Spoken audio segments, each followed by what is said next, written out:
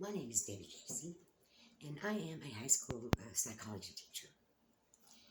I would like to share with you my experience during a school shooting that took place 2 years ago. On that day, it was a normal day. Kids came in, they were all getting in, settled in for class.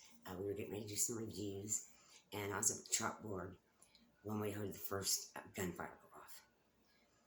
And I really wasn't sure that's what it was. I didn't know maybe if it was firecrackers and, some kids were throwing a prank and tossed them out in the hallway. So I started heading towards the door and it quit. It was silent.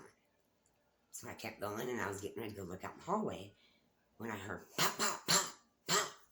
And it was right next door, the class next to us. So I locked the door and I got the children as far as I could up against the wall. There was a window in the door that you could see in and out of. And so I was trying to get them out of his line of sight. So we were just crammed up against this wall in the corner. And everybody was being so quiet. And then we heard the door handle start shaking. And I heard some of the girls start whimpering. And then all of a sudden, it was boom! Glass went flying everywhere. I couldn't hear anything.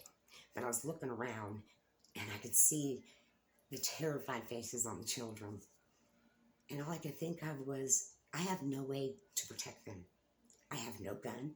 I have no taser. I don't even have any pepper spray. The only thing I could do was stay calm and try to keep them calm. And then it was pop, pop, pop, pop. He stuck his arm through the window that he blew out and he was shooting into the classroom. I could hear the kids were just screaming and screaming, and I will never get that out of my head. So as soon as he got silent, I went and I checked on all the students, and we did have 5 that got shot. So I got some of the other kids to go get towels or tissues, paper towels, anything that they could find that we could use to press on the wounds to try to slow the bleeding or stop it until help arrived. And finally, what seemed like ages, we heard the sirens. And when they got to us, they got all the wounded out first. And then they told the rest of us to run as far and as fast as we could. So I was last, so I could make sure everybody made it to safety. And then everything after that, it was just a blur. And finally, reality came back, and the fogs lifted. And I had these questions that just kept running over and over and over in my head. Like, what could I have done different? Should I have let them run instead of lock the door?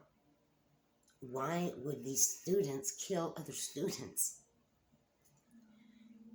And I don't know what the answer is to gun violence, but I know that what we're doing right now is not working. But we cannot stop. We cannot give up hope. We have to keep trying to make this world a safer place for you, for me, for our children and our grandchildren, and for future generations. And until then, we must stay vigilant.